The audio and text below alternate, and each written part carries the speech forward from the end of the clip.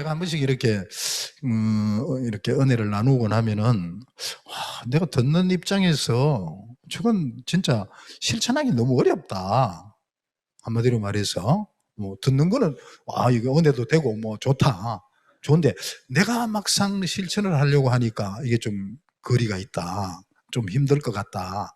이제 그렇게들 생각을 하는데, 그렇지 않아요. 전혀 그렇지 않아요.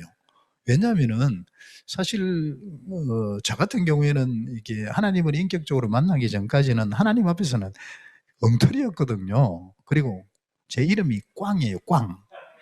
꽝이기 때문에. 근데 저 같은 사람도 할 수 있는 일이라면 여러분들은 넉넉히 하실 수 있는 거예요.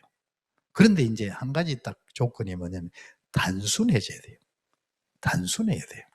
이게 너무 복잡하면 두 가지를 생각하면은 행동으로 못 옮기겠더라고요.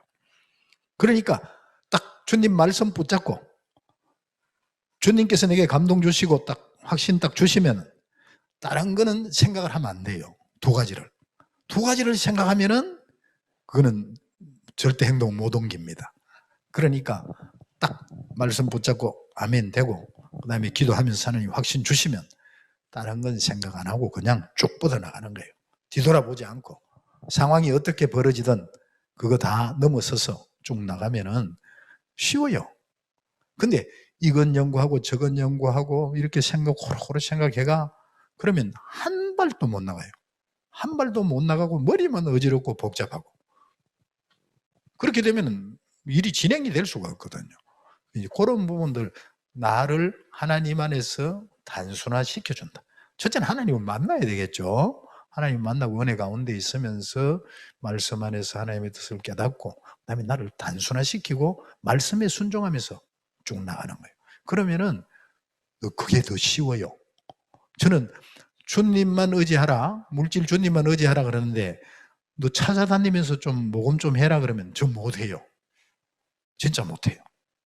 뭐 또 심지어는 저는 해본 일도 없지 그런 일은 없지만은 제 동기 목사님 얘기를 들어보면은 제법 큰 교회인데 선교산 파송 나갔다가 그분한테 10만 원씩 매달 10만 원씩 후원하는데 한 번씩 들어와서 선교 보고 하면 꿀 앉아서 보고해야 된다 그러더라고.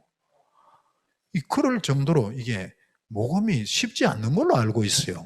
저는 뭐 모금 해본 일이 별로 없지만은 그러면은 그런 어려운 길을 굳이 찾아가 그럴 필요가 있겠느냐는 거죠. 하나님 앞에 하나님을 의지하고 나가면은 하나님께서 일정한 기간 테스트를 해보죠. 달아보시고.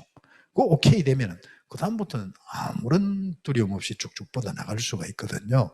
그런 면에서 여러분들이 아무튼 단순하고 믿음 안에서 믿음 가지고 단순하면 시키면은 너무 쉽게 할 수 있는 일이고 또 너무 재미있는 일이고 그렇게 나갈 때 하나님 기뻐 춤추시는 일이다 이 말이에요. 또 내가 생각했던 것 이상으로 하나님이 풍성하게 하신다 이 말이에요.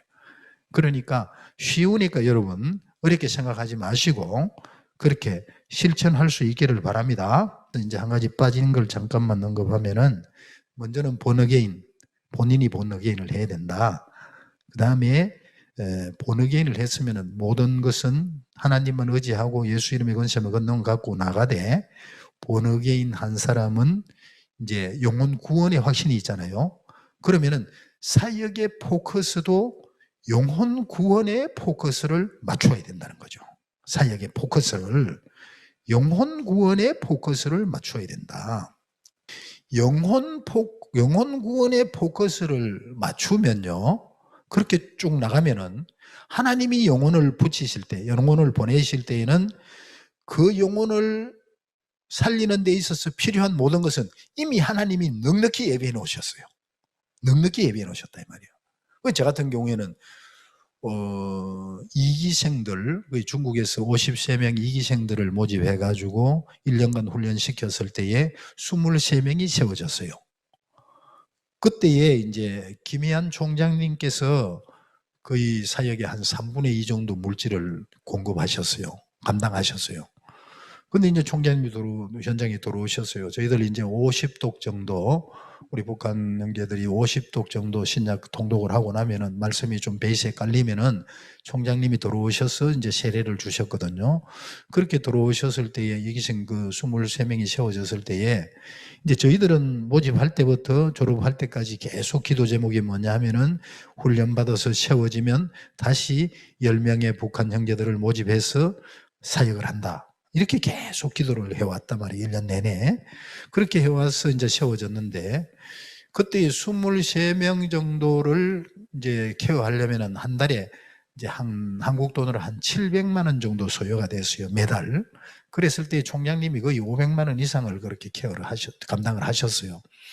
들어오셔서 이제 마지막으로 이제 은혜를 나누면서 제가 이제 보고를 했죠. 이제 호텔에서 보고를 하는데, 지금 이제 한 달 후에 이 23명을 이제 파송해가지고 이제 130명 내지 150명의 우리 북한 형제들을 3기생으로 모집하려고 합니다.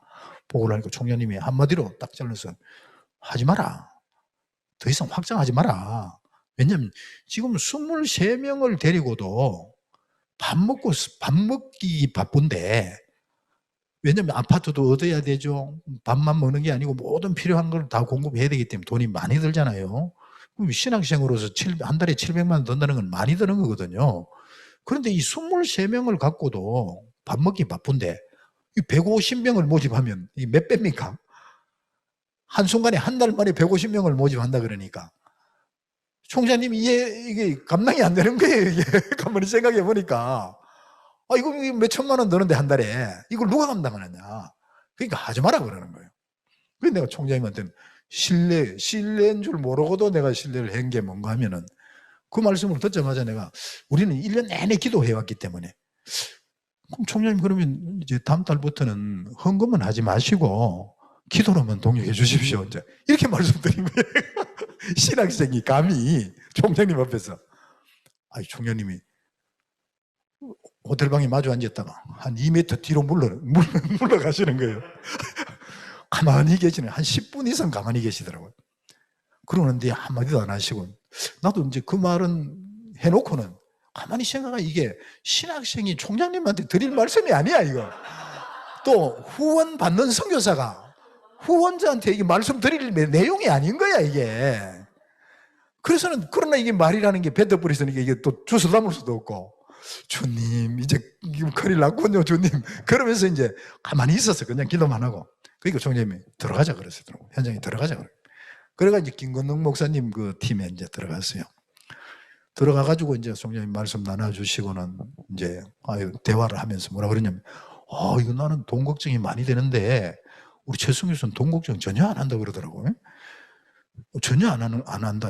그러시니까 우리 학생들이 뭐라 그러냐면, 하나님이 하십니다. 하나님이 하십니다. 그래요. 그래서 총장님이, 그래, 맞아. 하나님이 하시지. 그때에 나는 이제, 이제 총장님하고는 관계가 끝났구나. 이제 그런 얘기를 듣고 누가 후원하시겠어요? 더군다나 이 학생이 금방 줘도 이거 한참 금방 지지. 그러고는 이제, 너무 속이 상하지만은 또 뭐 어떻겠어요. 뭐 뱉어버렸으니까. 그러고 난 뒤에 이제 총장님 나가시고 난 뒤에 제가 이제 한 달 있다가 이제 다시 이제 또 나왔어요. 비자도 됐고 해가지고. 나와가지고 이제 마지막으로 이제 헤어지더라도 총장님 그동안에 많은 일을 해주셨으니까 마지막으로 인사는 드리고 헤어져야 안 되겠나. 그래가지고 이제 총장님을 찾아뵀어요. 총장길로. 그전에는 총장님이 그래 앉아가지고 그래 이리 와. 그래 하셨는데 벌떡 일어나더니만 문 앞에까지 나오시는 거예요. 그 손잡고는 빨리 와라. 앉아서 대화를 했어요. 대화를 하는데, 그전에는 제가 보고를 하면 처음부터 끝까지 보고를 다 들으시고, 이건 이게 좋겠다, 이건 이게 좋겠다, 이렇게 말씀하셨거든요. 근데 그 일이 있고 난 뒤부터는 제가 쭉 보고를 하면, 중간쯤 보고를 하면, 그래야지 하는 거예요. 하나님 일을 그래 하시는 거예요. 그 다음부터는 총장님이 저를 거의 99% 믿어주시더라고요. 그러면서 너무 신나는 거예요. 너무 신나는 거예요. 그러니까 우리가 자칫하면은 하나님의 일을 하면서 영혼의 포커스, 하나님이 내한테 붙여주신 영혼의 포커스를 맞추기보다도 주위 환경이나 사람에게나 물질에나 이쪽으로 우리의 눈이 쏠릴 수가 있다 이 말이에요. 그것보다는 영혼의 포커스를 맞추면은 23명 가지고 150명을 모집해도, 그 다음 기수에 130명을 모집했거든요. 한 달 후에 130명을 모집했는데도 하나님이 하나님의 방법으로 먹이고 입히고 재우고 공부시키시더라는 거죠. 총장님도 조금씩 더 했죠. 더 하고. 그리고 난 후에 제가 또 아무것도 없으면서도 130명을 1년 훈련시켰을 때에 50명이 지도자로 세워졌어요. 50명이 지도자로 세워지니까 그 50명을 통해서 400명 내지 500명을 모집해야 되는 거야. 그럼 23명 데리고 있을 때 700만 원 들어자 그러잖아요. 그러면 500명 모집하면 한 달에 얼마 들어야 되죠? 이거 뭐 상상을 넘어서는 돈이거든요. 그렇지만 저는 돈을 안 보고 영혼 구원에만 포커스를 맞추고 모집만 하는 거예요. 그렇게 지금까지 그렇게 하고 있습니다. 하나님이 영혼만 케어하면 그걸 감당하게 하실 뿐만 아니라 그 동작 가운데 그 방법 가운데서 양육된 사람들은 또한 그렇게 사역을 하는 거예요. 하나님만 바라보고 의지하면서. 그렇기 때문에 우리는 사역할 때에 영혼의 포커스를 맞추자. 그러면 하나님이 살아계시기 때문에 책임지신다. 우리 이 믿음으로 할 수 있기를 바랍니다. 그러면은 이런 요건들을 우리가 갖춘 후에 어떤 방법으로 선교하고 어떤 방법으로 영혼 구원을 감당할 것인가, 어떤 방법으로 전도를 할 것인가, 이 부분에 대해서 좀 나누기를 바라는데요. 제일 먼저는 선교사가 그 조건을 갖춘 후에 하나님이 붙여주시는 그 영혼들을 전도하고 그들을 살려내는 일을 감당할 때에 제일 먼저는 뭐냐면은 신뢰가 먼저예요. 신뢰가 돼야 된다. 그 다음에 신뢰 가운데서 삶이 본이 돼야 된다. 신뢰와 삶의 본이 되자는 거예요. 신뢰. 이 부분은 조금 전에도 말씀드렸지만은 우리 북한 형제들을 이렇게 처음에 중국에서 케어를 하면서 이제 주광호 형제가 저한테 많은 도움을 주셨어요. 많은 도움을 줬어요. 왜냐하면 내가 북한 사람을 전혀 모르고 북한을 전혀 모르고 중국도 모르고 북한 선교 현장을 전혀 모르는 상황인데 주광호 형제는 한 20, 30명의 선교사들을 저를 만나기 전에 먼저 만나서 교제를 했더라고요. 그러면서 북한 사역을 했으니까 저한테 하나하나 해주는 얘기가 저한테는 너무너무 감사하고 정말 이게 참고가 됐죠. 그런 중에 처음 모였을 때에 일기생 때 광호 형제가 뭐라 그러냐면은 한국 사람들을 북한 사람들이 볼 때는 다 정주영 씨처럼 그렇게 생각을 한다. 돈이 많다고 생각을 한다. 그 다음에 이제 우리 북한 사람들은 이제 평생을 속고 살았기 때문에 잘 믿지 않는다. 북한에 그런 말이 있다던데, 우리 자매님들, 내 등짝도 나는 안 믿는다. 이런 말이 있잖아요. 그죠? 부모 처자식은 물론이거니와 내 등짝도 나는 못 믿겠다는 거예요. 그 어느 누구도 믿을 수가 없다는 거예요. 그러다 보니까 선교사를 믿을 수가 없죠, 처음에는. 그러니까 선교사에 대해서 어떻게 생각을 하냐면은 신뢰를 얻기 위한 방법이에요. 이거는 제가 하면서 경험에 의하면은 선교 현장에, 우리가 있는 그 현장에 한국분이 한 분 온다. 그러면 그 다음부터는 선교사는 도둑놈이래. 이제 예를 들어서 이제 이건 있었던 일인데요. 수원 영광교회라고 지금 한 2천 몇백 명 교회예요. 큰 교회인데 그 원로 목사님이 이제 그 당시에는 그 담임 목사님이셨어요. 이 원로 목사님 북한 출신이라 가지고 북한 선교를 하고 싶어서 중국에 들어오신 거예요. 들어오셨는데 그때 이제 요엘 선교사님을 통해 가지고 이제 그분에 대해서 내가 소개를 받았어요. 선교사님, 귀한 목사님인데 1시간만 미팅하세요. 그러면은 매달 30만 원씩 3년을 해주겠다는 거예요. 3년.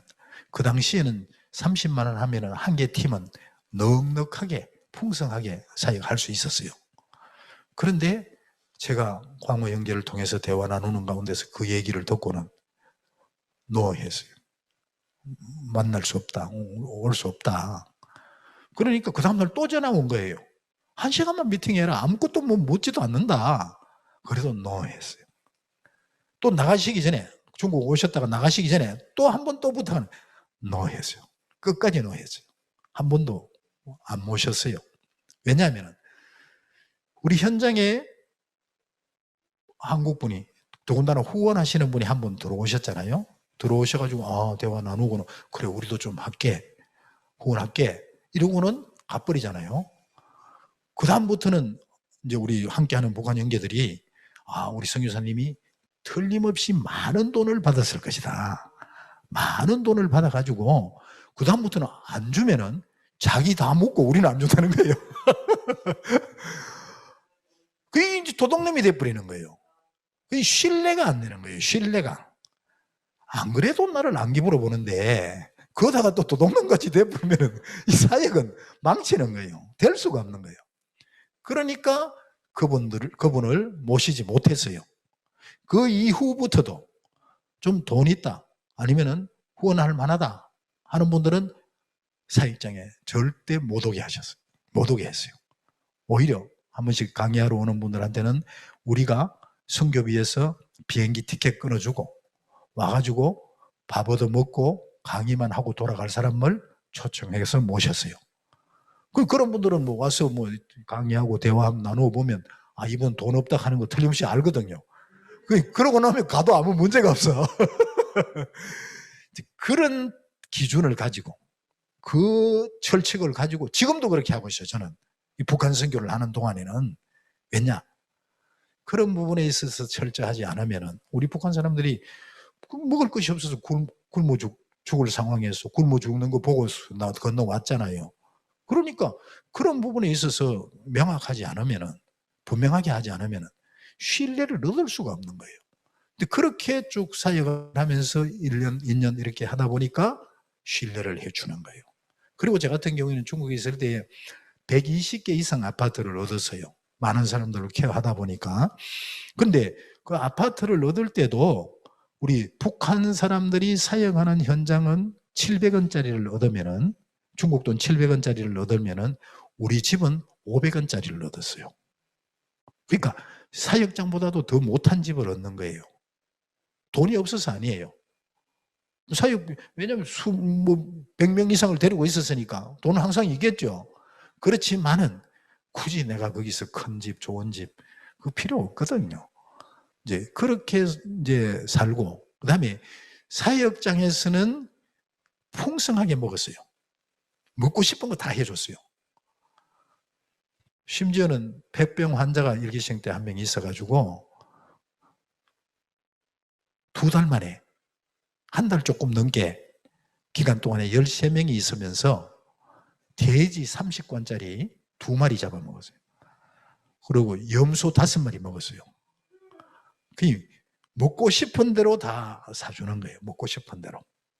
그리고 팀장들은 한 번씩 미팅하면 호텔 식당에서 식사를 했어요. 그렇지만 저는 혼자 다닐 때에는 1원 50전, 훈둔 알죠? 훈둔이 처음에는 뭐 25전 이래 했어요. 그때는. 나중에는 1원 50전 이라고. 그 다음에 제가 또 좋아하는 게 훈둔하고 또 소면이에요. 또 소면. 이 국수를 이렇게 칼로 해가 느린 국수처럼 그렇게, 칼국수처럼 그렇게. 그걸 제가 제일 좋아해요. 그러니까 그거는 2원 50전, 뭐 25전. 혼자 있을 때는 그런 걸 먹고 다녔어요. 그러나 사역장에서 같이 먹을 때는 100원, 200원씩 먹었어요. 아낌없이. 어떤 이런 기준으로 쭉 나아가다 보니까 신뢰가 되는 거예요. 그 부분은 제가 이제 막 전도사를 시작할 때 제가 모셨던 모교회 목사님, 허용덕 목사님인데 이분이 저한테 일러주신 그 말씀이 굉장히 참고가 됐어요. 제가 전도사로 막 처음 시작할 때 전사님, 목회자는요, 하나님의 일꾼은요, 성도들이 목회자 집에 안 와봐도 그 집에 숟가락 몇 개인지 젓가락 몇 개인지 다 안다는 거예요. 심지어는 목회자가 똥 누는 포옹까지도 한다는 거예요. 그러니까 보지 않는 데서 잘해야 된다. 그런 기준을 잡아주셨어요. 그래서는 그게 굉장히 참고가 됐죠. 참고가 되고 광호 형제의 그 멘토가 굉장히 참고가 돼가지고 그렇게 하면서 신뢰를 쌓아가니까 한 8개월, 9개월 이렇게 되면은 수령님, 장군님 이건 뭐냐면 이제는 내가 당신을 조금 신뢰하겠다는 거예요. 믿을 만하다 이 얘기거든요. 그런데 장군님, 수령님 하다가도 수요일 날, 금요일 날 이제 설교하기 위해서 양복 입고 나오면 오, 이제 안기부 본색 드러내는구나. 이러거든요. 그만큼 신뢰를 얻는다는 게 쉽지 않더라고요. 근데 신뢰를 딱 얻고 나니까, 그 다음에는 어떤 상황이 벌어졌냐면, 장군님, 수령님 하던 친구들이 이제 팀장이 됐잖아요. 팀장이 돼가지고 같은 탈북자 입장인데, 탈북자들 10명을 데리고는 자기가 팀장으로, 선생으로, 리더로, 지도자로 먹여주고 입혀주고 공부해주고 모든 걸 공급하면서 안전을 제공해주니까 이게 뭐 너무너무 행복한 거예요. 같은 탈북자인데 거기다가 이 따고다, 그 당시 따고다 이 핸드폰을 차게 하죠. 거기다가 모든 사육비를 다 집행하게 해요. 본인이. 그리고 영입하는 것도 본인이 하게 하고 문제가 있어서 보내는 것도 본인이 하고 이렇게 이제 맡겨주니까 너무 좋아서 미치겠다는 거예요. 너무 행복하고 좋아서 미치겠다는 거예요. 그렇게 얘기를 하면서 나중에는 선생들이 뭐라 그러냐면 막 이렇게 위험이 닥치고 보이부 특무나 이런 위험한 일이 오면 한번 그러더라고. 만약에 보이부 특무나 이게 납치나 테러가 들어오면 자기가 총알바지가 되겠다는 거예요. 나를 대신해서 총알을 받아내겠다는 거예요. 몸으로. 아무튼 이렇게 신뢰 가운데서 서로 믿음이 쌓이니까 그 다음부터는 뭐 의심의 여지가 없잖아요. 그 다음에는 마음 놓고 복음을 받아들이는 거예요. 이 복음을 전하는 자는 복음을 받는 자와의 관계 속에서 신뢰가 되어야 되고 삶이 본이 되어야만이 그 사람이 전하는 복음을 통해서 그 영혼이 하나님 앞으로 살아나고 나올 수 있다는 거. 이걸 명심해야 됩니다. 특히 우리 북한 선교사들은. 그렇기 때문에 저 같은 경우에는 이제 예를 들면 이래요. 제가 중국에서 케어했던 사람들이 꽤 많아요. 약 500명 가까이 되는데 그 중에서 여기 100여 명 이상이 와 있거든요. 그런데 23년을 내가 이 일을 하면서 한국에 와서 한국에서 제 제자들을 한 번에 모아본 일이 작년 4월 달에 처음이었어요. 20몇 년을 모으지를 않았어요. 작년 4월 달에는 왜 모았느냐? 제가 신장이 6%밖에 안 남아가지고 사역을 정리하고 이제 천국 가려고 인생을 정리하다 보니까 마지막으로 한번 보고 싶더라고. 그래가 모았는데 한 40명이 왔어요. 그렇게 모였는데 처음으로 모았다면 그것도 다른 목적이 아니고 천국 가기 전에 얼굴 한번 보려고 모았어요. 왜 그렇게 했느냐? 왜 그렇게 했느냐? 자, 한국에서도요, 북한 사람들을 이렇게 모으면요, 뭐, 신앙이 없는 사람들을, 뭐, 믿음이 좋은 사람들은 아는 그렇겠지만, 대부분이, 자, 우리 선교사님이, 아니면 저 목사님이 우리를 모이라 그러는데, 그러면 모으는 목적이 뭘까? 저 사람이 지금 돈벌이 하나? 아니면 자기 이름 내려 그러나? 이렇게 생각하는 거예요. 또 선물 주나? 이제 이렇게 생각하는 거예요. 그 다음에 이제 한국 또 목회자들은 모으면서도 또 이렇게 북한 사람에 대해서 믿음이 약한 거예요. 신뢰를 잘 못한단 말이야. 거짓말을 너무 많이 한다부터 해가지고 신뢰를 못하니까. 서로 이런 불신 속에서 모이니까 그 모임이 무슨 의미가 있습니까? 아무런 의미가 없잖아요. 그러니까 아예 모으지를 안 하는 거예요. 모으면 오히려 신뢰가 깨지겠더라고요. 그래서는 안 모아요. 뭐 그게 뭐 잘했다고는 생각 안 하지만은 그러나 나로서는 그렇게 밝게 할 수밖에 없었어요. 심지어 그렇게까지 저는 했고 하고 있다는 거죠. 왜? 신뢰를 깨뜨리지 않기 위해서. 신뢰를 깨뜨리지 않기 위해서. 어떤 그런 부분에 있어서 우리가 연구원을 하면서 신뢰가 너무 좀 중요하다. 그걸 사역에 적용하시기 바랍니다. 사역을 하실 때에 먼저 하나님이 붙여주시는 영혼들과의 신뢰를 쌓자는 거예요. 신뢰가 기본이다는 거예요. 너무 중요하다. 그다음에 삶이 본이 돼야 된다는 거예요. 이게 너무 중요하다. 이걸 넘어서서 그건 다 돼 있고 뭐 그 다음 단계 아니에요. 돼 있는 사람 별로 없어요. 내가 볼 때는. 저는 북한 사람들도 조금 알거든요. 또 한국 목회자들도 조금, 사역자들도 조금 알아요. 제가 목사고 선교사이기 때문에, 수십 년 해왔기 때문에. 근데 그 신뢰를 다시 한번 점검하고 신뢰를 제대로 쌓는 일에 먼저 우선을 두라 이 말이에요. 먼저 거기에 우선권을 두고 신뢰가 된 이후에 복음이 들어간다는 거, 이걸 명심했으면 좋겠어요.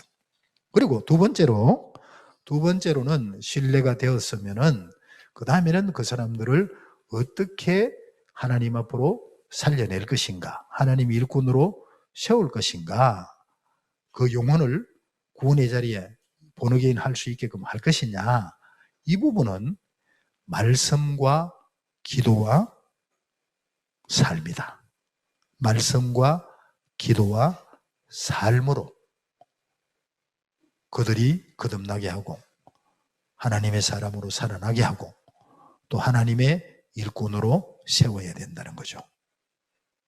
그 부분은 저 같은 경우에는 이제 모태신앙이면서 하나님을 제대로 못 만나고 인격적으로 못 만났을 때에 언제 만났느냐 하면은 신학교 들어가서 신학교 개강 예배 때, 말씀 사경회 때에 말씀 들으면서 기도하면서 회개가 터지면서 하나님을 인격적으로 만났다 이 말이에요. 그 말씀이, 기도가 너무나 중요한 거예요. 시편 19편 말씀에 보면요, 7, 8절에 보면 여호와의 율법은 완전하여 영혼을 소성케 하고 여호와의 정근은 확실하여 우둔한 자로 지혜롭게 하며 여호와의 계명은 순결하여 눈을 밝게 하고 여호와의 교훈은 정직하여 마음을 기쁘게 한다. 여호와의 율법은 완전하여 영혼을 소성케 한다. 하나님의 말씀은 완전해서 하나님의 말씀이 그 영혼을 소성시킨다는 거예요. 베드로전서 1장 23절에도 마찬가지입니다. 너희가 거듭난 것이 썩어질 씨로 된 것이 아니요 썩지 않고 살아있고 항상 있는 하나님의 말씀으로 너희가 거듭났다. 하나님의 말씀이 우리를 거듭나게 하시고 하나님의 말씀이 우리의 영혼을 소성시키는 줄 믿습니다. 왜 그렇습니까? 요한복음 1장 1절에 보면은 하나님의 말씀, 성경 말씀이 하나님이에요. 태초에 말씀이 계시니라. 이 말씀이 하나님과 함께 계셨으니 이 말씀은 곧 하나님이라고 말씀하고 있습니다. 우리가 하나님을 찾고 하나님을 만나기를 원하는데, 하나님의 은혜를 받기 원하는데, 그 하나님이 뭐예요? 하나님의 말씀이 하나님이에요. 아멘? 하나님의 말씀이 하나님이에요. 그리고 요한복음 5장 39절에 보면 너희가 성경에서 영생을 얻는 줄 생각하고 성경을 상고하거니와 이 성경이 곧 내게 대하여, 곧 예수 그리스도에 대해서 말씀하고 있다고 말씀하고 있습니다. 하나님의 말씀이 예수 그리스도예요. 그러니까 하나님의 말씀을 통해서 우리가 예수님을 알고 만나고 회개하고 예수님을 통해서 제 문제를 해결받고 또 하나님의 말씀을 통해서 하나님을 만나는 거예요. 그러면서 우리의 영혼이 살아난다 이 말이에요. 그러니까 하나님의 말씀이 너무나 중요해요. 그러니까 참 많은 분들이 안타까워하는 것이 그 강단에서나 또 티칭 중에서 이제 선교지나 또 성경 공부 시간이나 이런 티칭 중에서도 말씀보다는 엉뚱한 소리가 좀 너무 많이 들어간다 이런 얘기를 많이 해요. 그 사실이 안타까운 부분이죠. 그러나 그걸 2달, 석 달, 5개월만 말씀 본문 중심으로 가르치면요, 그 다음부터는 본문이 아니면은 그 사람들이 눈을 똑바로 안 떠요. 본문이 그만큼 중요한 거예요. 이 말씀이 너무 중요하다 이 말이에요. 그러니까 말씀을 가르쳐야 된다. 그래서는 저는 이제 중국에 들어가서 북한 사람들을 만나서 처음 시작했던 것이 제가 성경을 읽으러 들어갔기 때문에 그것도 있지만은 북한 사람들을 하나님 앞 만나고 하나님 앞에서 살리고 하나님의 일꾼으로 세우기 위해서는 말씀을 많이 먹여야 되겠다. 그래서는 시작한 것이 성경 통독입니다. 성경 통독. 통독을 어떤 방법으로 했는가 하면은 이제 그 당시는 아침 6시 30분에 일어나가지고 밤 11시까지 이렇게 했는데 성경 통독 테이프를 가지고 정상적인 테이프를 가지고 속도를 1.6배속으로 당기면은 8시간을 읽으면은 귀로 듣고 눈으로 따라 읽는 거죠. 읽으면은 신약 성경을 하루에 한 번 읽을 수 있습니다. 8시간을 읽으면은. 그러면서 매일 신약을 한 독씩 했어요. 그러면서 신약을 9독 읽고 나면은 신구약 한 독을 했어요. 그러면 신약 10독에 구약 한 독이에요. 지금 우리 한국에서 현재 신약을 4번 읽으면 신구약을 한 번 읽습니다. 그러면 신약 5독, 구약 1독. 이렇게 해서 이제 1년 반의 목표가 신약 100독, 구약 20독. 그 다음에 성경 암송 천절, 매일 3시간 반 기도. 이제 이게 우리 목표거든요. 이제 그렇게 하면서 매일 8시간씩 성경을 읽게 하고, 그 다음에 중국에서는 2시간씩 기도를 했어요. 하나님 앞에 2시간씩 앉아 있는 거예요. 기도. 기도를 할 때에 우리의 기도를 들으시고 하나님께서 그 영혼을 구원해 주시는 줄 믿습니다. 저는 저희 가족들, 특별히 저희 아버지가 이게 위암으로 돌아가셨는데 전담 받고 18일 만에 돌아가셨어요. 한번 수술하러 들어갔다 나오시는데 제가 가슴이 철렁하더라고요. 왜냐하면 마취가 덜 깼는데 막 이빨을 보독보독 가면서 못 가, 안 가.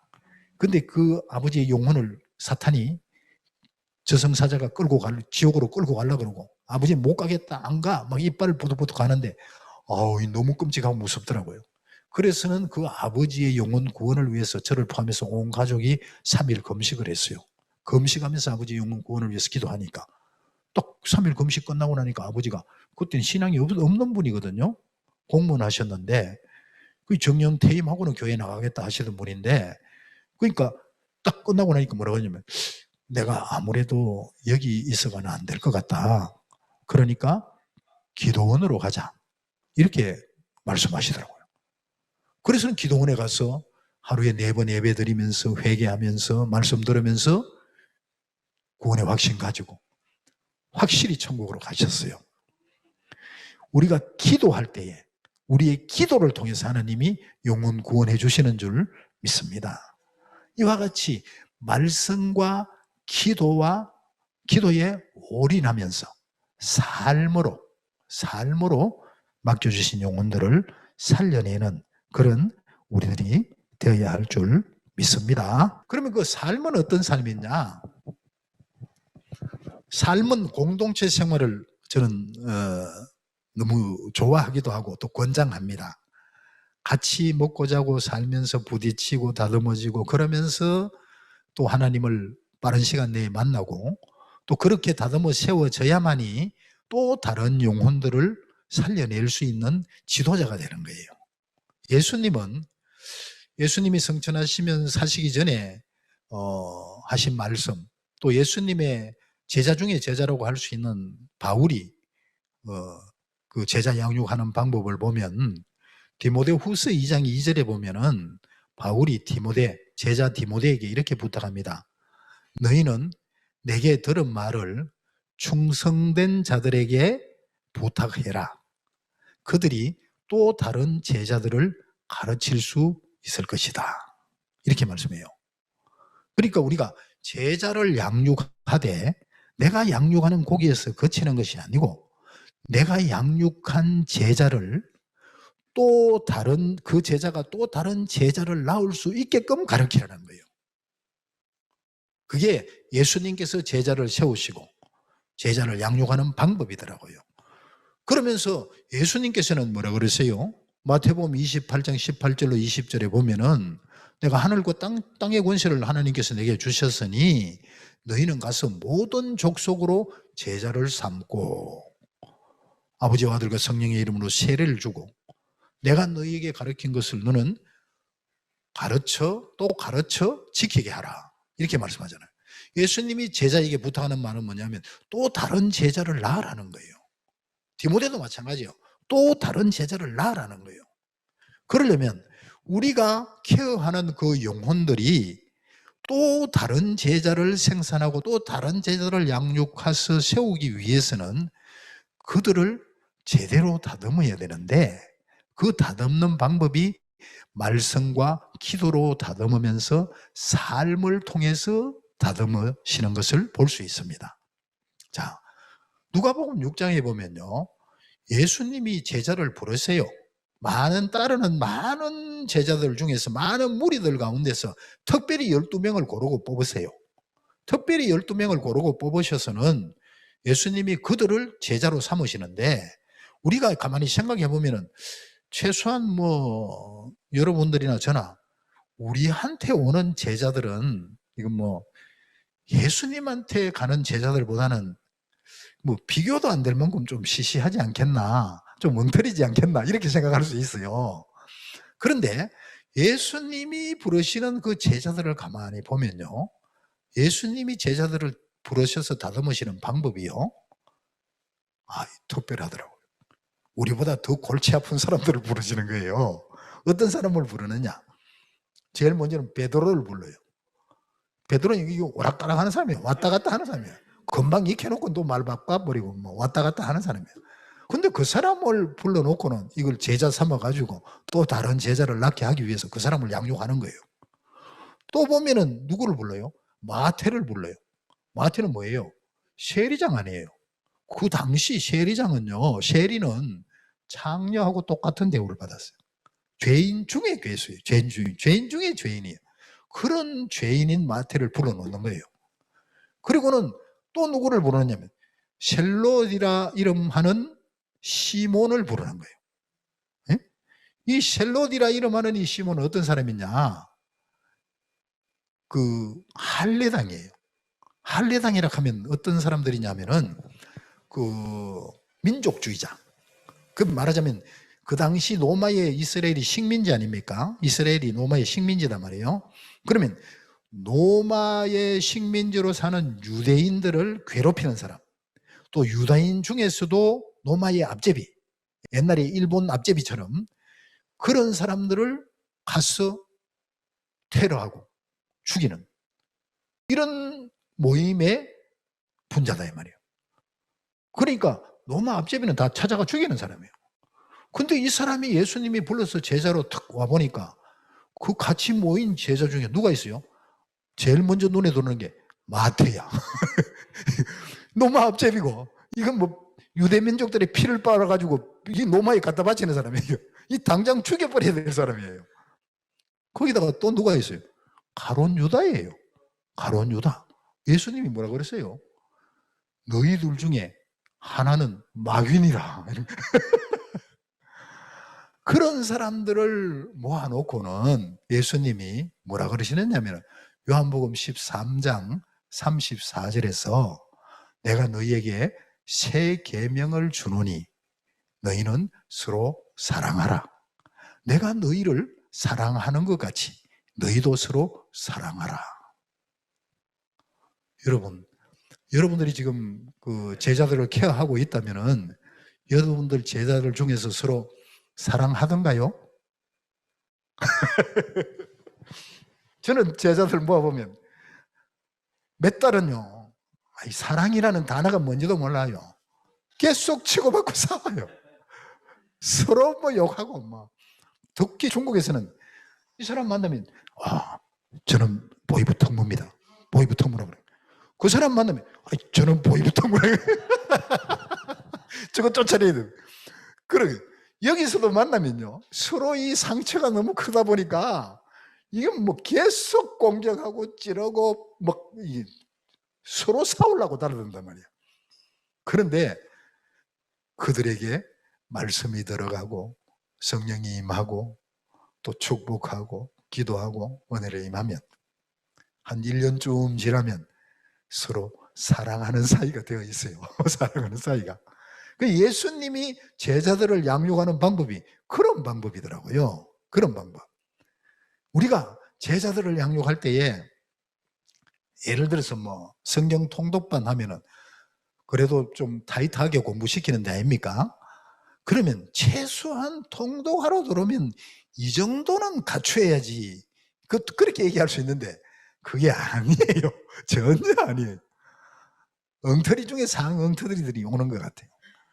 그런데 그 사람들을 사랑해주고 축복해주고 용납해주고 관용해주고 공급해주면서 기다려줄 때에 말씀이 들어가고 하나님의 은혜가 임하면 그들이 제자로 세워진다는 것. 이 부분을 우리가 명심해야 되는 거예요. 우리가 삶 속에서 아이 내가 목회자인데 내가 목사인데 내가 선교사인데 너 말 안 들어? 그렇게 얘기할 수도 있겠지만 그거는 아닌 것 같아요. 예수님이 우리를 위해서 생명을 주셨듯이 우리도 하나님이 맡겨주신 우리 제자들한테 우리 생명을 쏟아부을 수 있는 어떤 그런 자세, 그런 동작을 가지고 제자들을 양육하는 것이 바람직하다. 그렇게 생각합니다. 저는 사역하면서 또 한 가지 그 예화를 들면은요, 예를 들면은 제가 이제 중국에서 사역을 하다 보니까 처음 만나면 저는 그때만 해도 여기서 대학 나왔고 대학원 나왔어요. 그리고 한 36살에 제가 하나님을 만났기 때문에 이 세상을 마스터했거든요. 나쁜 거 좋은 거 뭐 넉넉한 거 다 마스터했기 때문에 너무나 잘 알죠. 한국을, 또 한국 사회를. 그런 속에서 이제 신학을 하고 하나님 만나고 신학하고 중국으로 들어갔기 때문에 이 세상에 대해서는 더 이상 배울 게 없다. 그렇게 생각하고 들어갔는데 우리 금방 넘어온 우리 북한 사람들은 뭐 세상을 잘 모르더라고요. 아는 것이 뭐 북조선 역사, 김일성의 역사밖에 모르니까 이 세상을 넓게 못 보잖아요. 그러니까 만나니까 뭐라 그랬냐면 그 서울 가면은 자동차가 많습니까? 빌딩이 높습니까? 건물이 높습니까? 뭐 이래 묻는다고요. 그럼 제가 그러죠. 나는 한국에 대해서 잘 모르니까 내한테 묻지 마라, 한국에 대해서. 나 한국 잘 모른다. 뭐 차도 많은지 뭐 빌딩이 높은지 그것도 잘 모른다. 그러면 또 자기들끼리 하는 얘기는 뭐냐면은 뭐 원성 가면은 어떻고 회령 가면 어떻고 뭐 그다음에 평양 가면 어떻고 평성 가면 어떻고 해주는 어떻고 쭉 얘기를 하거든요. 그러면 나 북한에 대해서 알고 싶지 않다. 나한테 북한 얘기하지 마라. 한국에 대해서도 묻지 말고 북한에 대해서도 얘기하지 말고 성경 말씀만 배우자. 하나님에 대해서만 알자. 이제 그렇게 방향을 잡아주죠. 그러면서 내가 내 얘기를 거의 안 해요. 내 이름도 안 가르쳐 주지만은 또 그 사람 상대방 이름도 묻지도 않지만은 내 얘기를 거의 안 하고 똑같이 먹고 똑같이 자고 또 금방 들어오는 친구들 있으면 내 옷 벗어주고 지 옷 내가 입고 나는 뭐 스리퍼 덜덜 끌고 뭐 2달, 석 달 돌아다니고 그러다 보니까 머리도 이제 길림시에서 1원짜리 중국 길거리에서 1원 주면 깎을 수 있거든. 1원짜리 깎고 이러니까 처음 오는 친구들은 여기 한국 사람이 있다 하더니만 한국 사람 어디 놈? 아 그럼 저기다 저기 저거 한국 사람 안 같은데 그렇게 살았거든요. 그렇게 살다 보니까 나중에는 이제 몇 개월이 지나가지고 이제 휴식 되면 그 토요일 오후에 이제 공원에 놀러도 간단 말이에요. 중국 공원에. 그럼 중국 공원에 가서 하루는 이제 자전거를 빌려 타는 데가 있어요. 중국 공원에도. 거기서 자전거를 빌려 자전거를 타니까 애들이 막 탄성을 지르는 거예요. 이야, 선생님, 자전거도 탈 줄 알아요. 이런 자전거도 못 타는 사람으로 아는 거예요. 자전거도 탈 줄. 그러니까 나중에 얘기 들어보니까 그러더라고요. 북한에서는 지금 한국으로 말하면은 BMW 갖고 있는 집안만큼 자전거가 드물게 있대요. 그러니까 자기들 생각만 하고 우리 집에 자전거도 없는 줄 알고 이제 자전거도 탈 줄 아는. 나중에 이제 한국에 나왔어요. 한국에 나와 이제 제가 차를 몰았거든요. 이야, 차도 몰 줄 알아요, 이제. 충격을 받은 거예요. 그 말은 무슨 말이냐면 제가 자전거 탈 줄 아는 것도 얘기 안 하는 거예요. 그냥 그 사람 밑으로 들어가서 그냥 섬기기만 하는 거예요. 그냥 들어주고 그냥 바라보고 섬기기만 하고, 그렇게 그 사람들 중심으로 대신에 하루에 8시간 말씀을 읽을 수 있게 하고, 하루에 2시간 기도 시간은 꼭 지키고, 하루에 3절 내지 5절 암송은 시키면서 삶은 그 사람들 밑으로 들어가서 사는 거예요. 그럴 때에 이 공감대가 금방 형성이 돼요. 거기 가만 놀아보니까 이건 뭐 북한에서 지 친구들하고 노는 거하고 똑같거든, 내 모습이. 그러니까 너무 친하고 재미있게 지내는 거예요. 근데 그게 그럴 수 있었던 게, 제가 이제 아주 시골 출신이에요. 제가 어릴 때 딱 우리 북한 상황처럼 그런 상황이었기 때문에 그 상황을 내가 너무나 어릴 때 마스터했거든요. 그러니까 그렇게 살 수 있는 거예요. 거기에서 이제 그 삶을 통해서 신뢰가 되고 편안해지면서 그 다음에는 말씀을 먹게 되고 기도하게 되고 하나님을 만나게 되더라는 거죠. 그러니까 말씀과 기도와 삶을 통해서 복음을 전해야 된다. 제일 먼저는 뭐냐? 신뢰를 쌓아야 되고 삶이 본이 되어져야 된다. 두 번째는 말씀과 기도와 삶을 통해서 그들이 예수님을 만나고 거듭날 수 있게끔. 그 다음에 한 가지 더 생각하면은, 세 번째는 뭐냐 하면은 예수 이름의 권세와 능력을 사용하자는 거예요. 사용. 우리가 갖춰야 될 부분에 있어서는 갖추자는 거잖아요. 예수 이름의 능력과 권세를 갖추자. 근데 예수를 믿는 사람에게는 권세와 능력이 다 주어지는 줄 믿습니다. 그런데 이 권세와 능력을 사용하느냐 사용을 안 하느냐는 다 틀려요. 사용하면 그대로 이루어지고 사용 안 하면은 안 이루어지는 거예요. 한 예화가 폐지 줍는 할머니 예화가 있잖아요. 그 할머니가 폐지를 줍어가지고 아마 좀 뭐라고 할까 치매기가 있었던 모양이죠.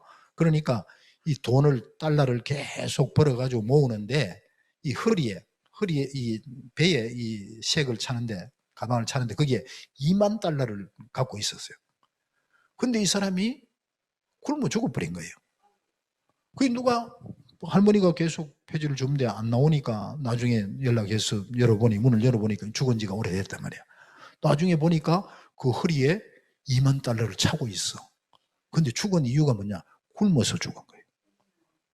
이 달러를 가지고 빵을 사면은 얼마든지 배부르게 먹고 살 수 있는데 달러를 그만큼 갖고 있으면서도 이걸 사용을 안 하니까 굶어 죽는 거예요.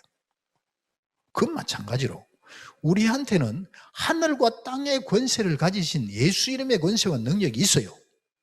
누가복음 10장 19절에도 너희가 뱀과 정갈을 밟으며 원수의 모든 능력을 제어할 권세를 가졌으니 너희를 해할 자가 결단코 없으리라. 뱀과 정갈을 밟을 수 있는 사탄의 세력과 악한 영들과 어둠의 세력들을 밟을 수 있는 권세를 주셨고 갖고 있는데도 사용 안 하면은 우리가 사탄의 밥이 되는 거예요. 그러니까 그 권세를 사용해야 할 줄 믿습니다. 사용하면 그대로 이루어진다 이 말이에요. 그 권세를 사용하면서 우리가 복음을 전해야 된다. 복음을 전하자.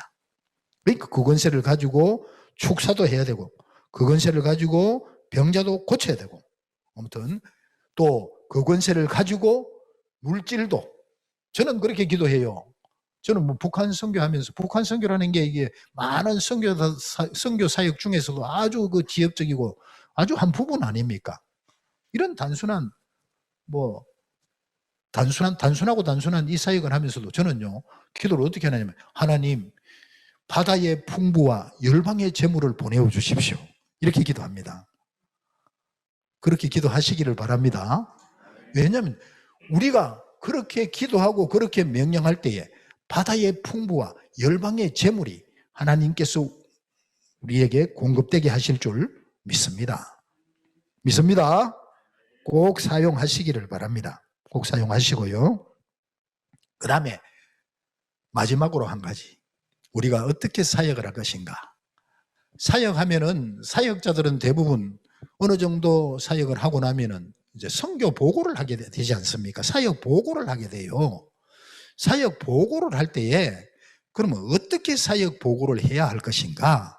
특별히 북한 선교 사역 보고, 북한 선교 사역 보고. 저는 하나님께서 저한테 이런 그 마음을 처음부터 주셨어요. 제가 이제 대전의 한 교회에, 아주 큰 교회인데 그 교회에 한번 이제 간증 겸 메시지 하러 오라 그래서 갔었는데, 메시지하고 나중에 그 목사님하고 대화를 나누는데 이게 찝찝한 거예요. 왜냐면 그 당시 뭐 20 몇 년 전부터, 그 이전부터 북한 선교를 많이 했잖아요. 많이 했는데 엉터리가 너무 많다는 거예요. 엉터리가. 그러니까 제가 갔는데 이분이 거의 꼭 제 마음에는 꼭 날 도둑놈 보듯이 이렇게 보는 거예요. 이게 또 무슨 거짓말 하러 왔나? 또 무슨 사기치러 왔나? 이런 어떤 그게 너무 강하게 오는 거예요. 너무 싫었어요. 그러면서 제가 결단하게 된 것이 뭐냐면은, 이제부터는 내가 선교 보고는 안 하겠다. 선교 보고는 안 하겠다. 그럼 나는 선교 보고를 안 하지만은 가능하면 그 이후부터 제가 기도 제목이 뭐냐면요. 하나님, 선교 보고 초청 안 받게 해주세요. 설교 초청 안 받게 해주세요. 그 다음에 오늘 이 시간 같은 데는 강의 초청 안 받게 해주세요. 그게 내 기도 제목이에요. 그렇지만 하나님이 초청하면 하나님이 보내신 걸로 알고 가기는 가겠습니다. 그러나 가능하면 좀 제발 좀 안 받게 해주세요. 그게 제 기도 제목이었어요. 왜? 가도 믿어주질 않는 거예요. 신뢰를 안 하는 거예요. 그러니까 너무 힘들잖아요. 내가 왜 여기 왔나? 너무 힘드는 거예요. 왜냐하면은 그래도 나름 생명 걸고 진짜 아무것도 바라는 거 없이 그게 달려가는데 도둑놈 취급받으니까 굳이 이렇게 해야 되느냐. 이제 한 대전에 그 이후에 한번 가서 제가 다른 교회에서 메시지하고 거기 장로님하고 선교담당분하고 이렇게 식사를 하는데, 식사하면서 제가 이 얘기를 하니까 그분이 장로님 뭐라 그러시냐면, 선교사님 그래도 해야 됩니다. 그 자리에서는 은혜 못 받아도 그 사람이 5년 10년 지나가지고도 들어놓은 그 메시지를 통해서 은혜 받을 수 있습니다. 이런 얘기를 하더라고요. 그건 참 너무 힘든 얘기 아닙니까? 사실 이거 보고 하는 사람들한테는. 그렇게 이제 하면서 제가 딱 결단하고 붙잡은 게 뭐냐면, 하나님, 제가 보고는 안 하되 사역을 통해서 맺어지는 열매를 통해서 보고되게 해주세요. 열매를 통해서 사역 보고를 하게 해주세요. 그렇게 기도를 했어요. 그러면서 시간이 좀 지나고 나니까 이렇게 세워지잖아요. 일꾼들이 세워지고 또 세워지고 세워지니까 참 이게 저 같은 좀 엉터리가 참 부족한 사람인데도 지금 뭐 한국에서 뭐 북한 선교 현장들에서는 제법 제 제자들이 이렇게 뭐 사역을 하고 또 선교 보고를 하고 있거든요. 그게 보고가 아니겠나 그렇게 생각을 해요. 그러면 그런 방향을 잡으면 부작용이 전혀 없습니다. 부작용이. 내가 말을 뭐 보태거나 빼거나 있는 그대로 얘기해가 뭐 믿는 사람도 있고 안 믿는 사람도 있고 뭐 은혜 받는 사람도 있고 안 받는 사람도 있고 그럴 수도 있겠지만, 열매를 통해서 하는 선교 보고에는 하자가 없더라는 거죠. 그런 방향을 우리가 좀 잡고 이 북한 선교를 해나가면 좋겠다는 거죠. 그런 방향을 한번 잡으시기를 바랍니다. 제가 충분히 설명을 못 드렸다는 생각이 들어서 그 부분을 잠깐 나누려고 합니다. 제가 이제 그 자전거도 못한다, 자동차 운전도 못한다, 이제 이렇게 나를 오픈하지 않고 우리 북한 사람들을 섬기는 데만 포커스를 맞추었다는 그 말은 무슨 말이냐면은, 그렇다고 해서 제가 다른 걸 다 오픈하지 않는 게 아니고 제가 그동안에 한국에서 누렸던 어떤 그런 부분들, 또 제가 갖고 있는 어떤 스펙, 말하자면 여기서 뭐 대학원을 했다. 그러면 거기서 이제 중학교도 제대로 못 나온 사람들한테는 대학원을 했다 하면 이게 서로 상종하기가 어려울 정도로 거리감이 생긴단 말이에요. 그러니까 그런 부분을 없애주기 위해서 제가 제 자랑은 전혀 안 하는 거예요. 세상적인 제 자랑. 그러니까 그걸 아예 말을 하지 않고, 그러나 그걸 말한다고 안 한다고 해서 다른 걸 오픈하는 게, 다른 거는 거의 100% 오픈을 했습니다.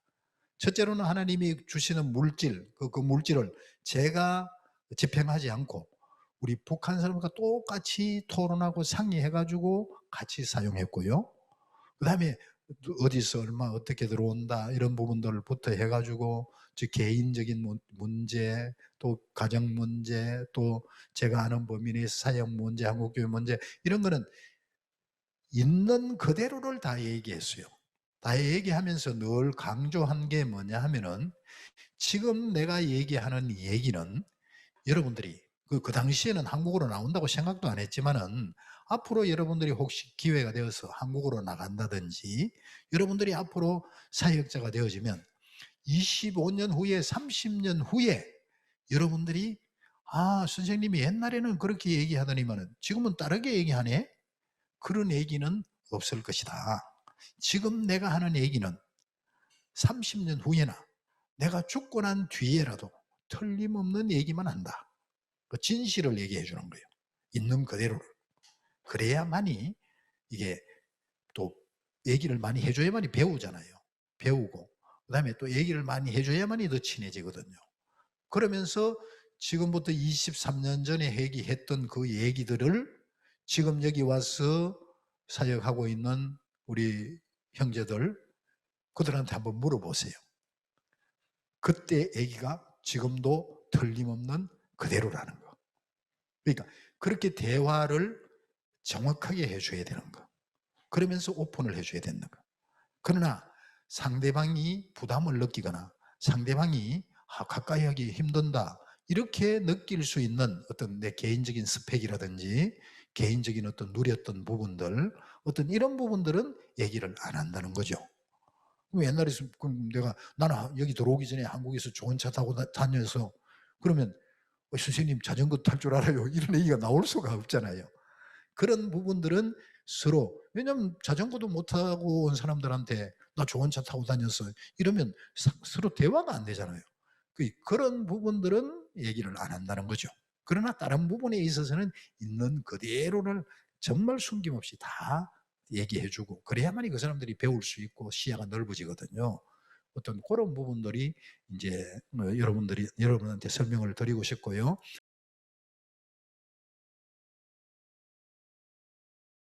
또 한 가지는 뭐냐면은, 신뢰를 쌓는 부분에 있어서 이제 신뢰를 쌓는 부분이 상당히 쉽지 않다. 이렇게 어떻게 해야 되면 좋겠느냐, 이렇게 질문을 하셨는데, 사실 신뢰라는 게 이게 뭐 한 단어이지만은 신뢰라는 게 정말 쉽지 않거든요.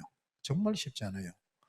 뭐 한국 같은 데서는 더더구나 뭐 가족들이면 신뢰를 하겠지만은, 뭐 사업 관계나 거래 관계가 있으면 뭐 끝까지 신뢰를 안 하잖아요. 근데 한국만 해도 그런데 우리 북한 사람들은 내 등짝도 내가 안 믿는다. 평생을 속고 왔는데 누구를 믿겠어요? 믿을 수가 없죠. 그러니까 저한테 막 말로 공격하고 동작으로 공격하고 막 행동하고 난리를 쳐도, 그 울면서, 나는 하나님 앞에 울면서도 끝까지 사랑해주고 기다려주고 섬겨주고, 또 심지어는 물질 부분들 같은 경우에는 아마 뭐 팀장 했는 분들 삥땅 안 한 사람이 거의 없을 거예요. 거의 다 삥땅 하는 거 알아요. 또 때로는 속이는 것도 알아요. 그렇지만은 내가 먼저 믿어줘야 된다는 거. 내가 먼저 신뢰를 해줘야 된다는 거. 자기도 나를 의심하고 나도 자기를 의심하면 그 신뢰가 갈 수가 없는 거예요.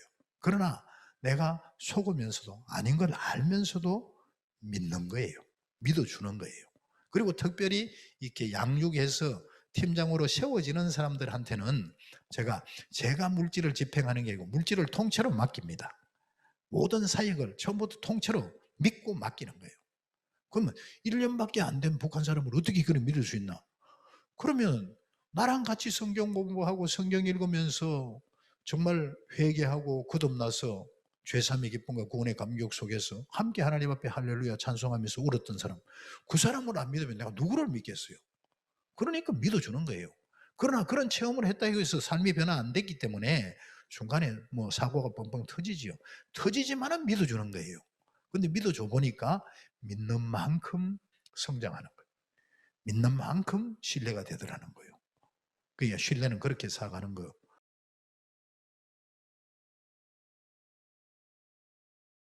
제가 이제 92년도에 거듭났어요.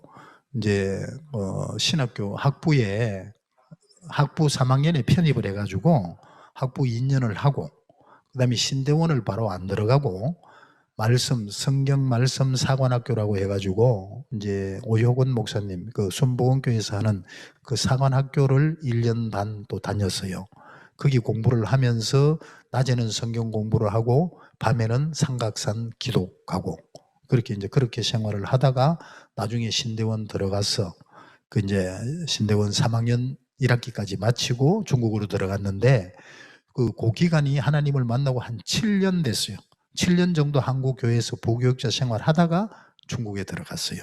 7년 동안 한국 교회에서 제가 늦게 하나님을 만나고 이제 정말 천국 산 소망을 하나님이 주시니까 7년 동안 부교육자를 하는데 처음에는 이제 제 모교회에서 했어요. 제 모교회에서 이제 중고등부를 목사님이 맡겨주시더라고요. 근데 저는 그때는 완전히 엉터리였어요. 아는 거라고는 세상밖에 없었고, 또 성경 말씀은 4대째 신앙임에도 불구하고 마태복음밖에 못 읽었어요. 마태복음은 여러 번 읽었는데, 왜냐하면 그 설교는 이제 많이 들었지만은 이제 부흥 집회 가서 은혜 받고 이제부터 성경 읽어야지 하고는 마태복음 쭉 읽고 마가복음 들어가면 또 듣게 되고 또 덮어놨다가 또 다른 데 부흥 집회 갔다가 또 은혜 받고 이제 성경 읽어야지 또 마태복음 시작해 마태복음 읽고 나면 또 덮어버리고 그러면서 성경을 제대로 못 읽었어요. 성경을 제대로 못 읽다 보니까 성경을 모르니까 그럼 그냥 메시지 들으는 건 한계가 있지 않습니까? 그런 상태에서 중고등부 이제 교육자를 맡으면서 또 새벽기도 설교를 처음에 목사님이 맡겨주시더라고요. 그거는 이제 제가 중국으로 들어가게 된 동기 중에 하나예요. 새벽기도 설교를 맡기시는데 우리 목사님이 하루에 10시간 내지 14시간을 성경을 연구하시는 분이에요. 근 30년을. 그러다 보니까 설교를 맡기면서 목사님 새벽기도 시간에 맨 앞자리에 앉아 계시면서 뭐라 그러냐면은 최전도사 새벽기도 설교를 하되 성경만 얘기해라는 거예요. 간증을 하지 말고.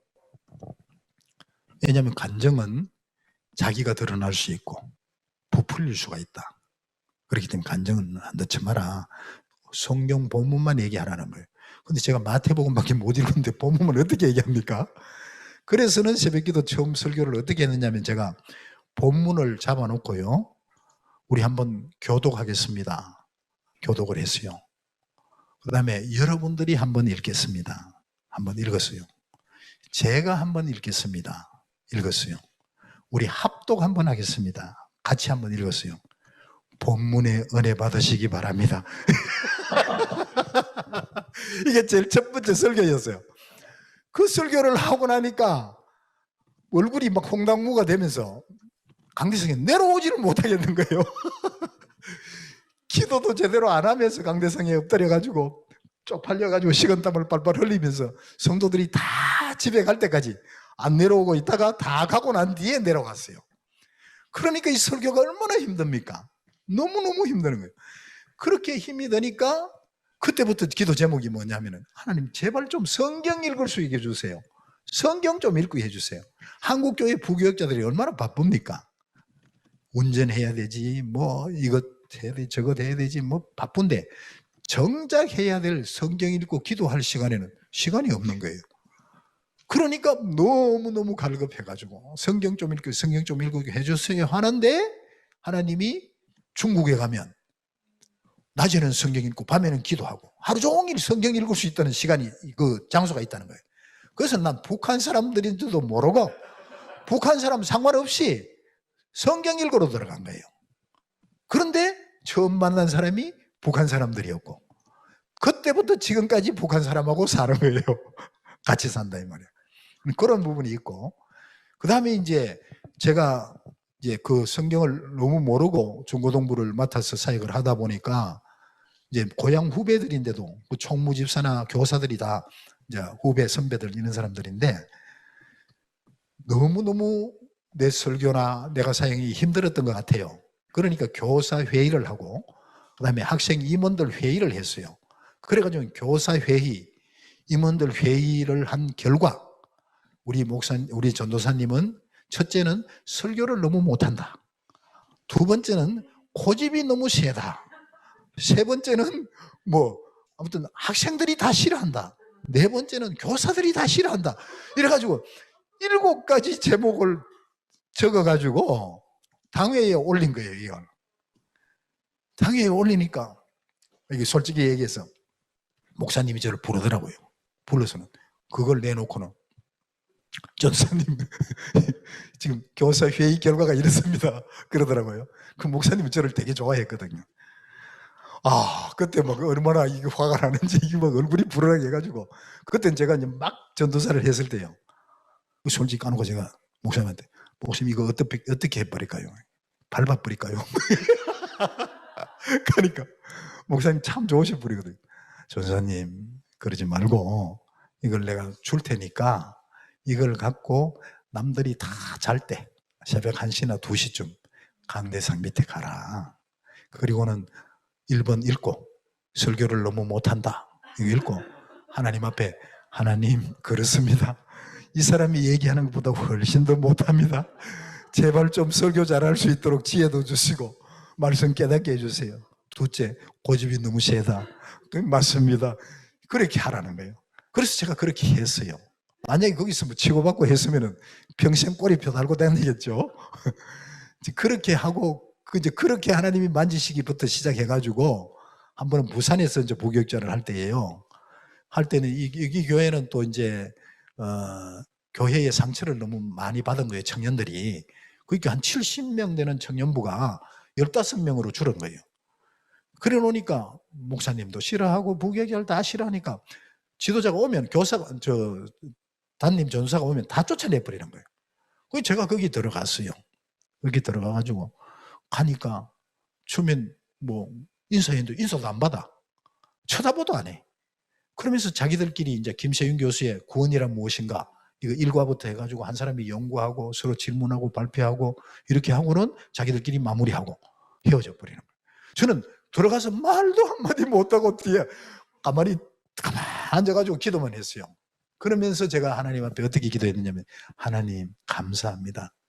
지금 이 시간에 하나님이 나를 안 만나 주셨으면 내가 지금 어디 가서 무엇을 할지 모르는데 나는 도박을 많이 했거든요. 도박. 도박판에 있을 수도 있고 지금 어디서 뭐 할지 모르는데 내게 구원의 은혜 주시고 하나님 알게 하시고 하나님의 일꾼으로 삼으셔서 이 사람들이 어디에 어떤 상처를 받았는지 모르겠지만은 그러나 하나님의 아들 딸들 아닙니까? 이 시간에 나 같은 죄인을 하나님의 아들 딸과 함께 자리하게 해주시는 것만 해도 감사합니다. 그렇게 기도했어요. 그러면 2시간 이상, 2시간 반 그렇게 나는 말씀 전해야 되는데 말씀 전할 기회를 안 주니까 뒤에서 계속 기도만 했어요. 기도만 했는데 하루는 이제 간식을 먹는데 라면을 15개를 넣고는 그 중에 이제 임원 회장 중에 한 명이 그 부산 자갈치 시장에서 보고 도매상을 크게 해요. 그 보고를 한 상자 넣고는 15개 라면을 끓여 놓으니까 라면이 기가 막히게 맛있는 거예요. 이걸 이제 한 사발 이렇게 떠가지고는 총무가 또 그걸 제 코앞에 확 들이대면서 이 기미으로 묻는다는데 전사님 내 얻어만 먹지 말고 좀 사세요. 이게 나이 차이는 많죠. 이제 내가 늦게 신학을 해놓으니까. 기면 물어야지 후끈후끈한데 주님 감사합니다. 그러면서 알겠습니다. 날짜 잡으십시오. 시간 사겠습니다. 그리고 그거 다 맛있게 먹었어요. 먹고는 이제 날짜를 수요일 저녁으로 잡았어요. 수요일 저녁에 이제 잡는데 어디로 잡았냐면 남포동에 소갈비집으로 잡는 거예요. 소갈비집으로. 그 저도 이제 사회생활을 했잖아요. 그러니까 제가 그때 제 전재산이 통장에 전재산이 100만 원이 있었어요. 그 100만 원을 다 찾아갔어요. 내가 밥 사주려고. 그 하니까 앉아가 들어가자마자 전사님 일로 오세요. 앉으세요. 오늘 쓸 수 있는 돈이 얼마입니까? 이거 완전히 뭐 야지 먹이는 거예요. 이게 한마디로 말해서. 그래서 제가 풀이다. 여기서 먹고 2차, 3차, 4차까지 가능하다. 하니까 애들이 얼굴이 창백해지는 거예요.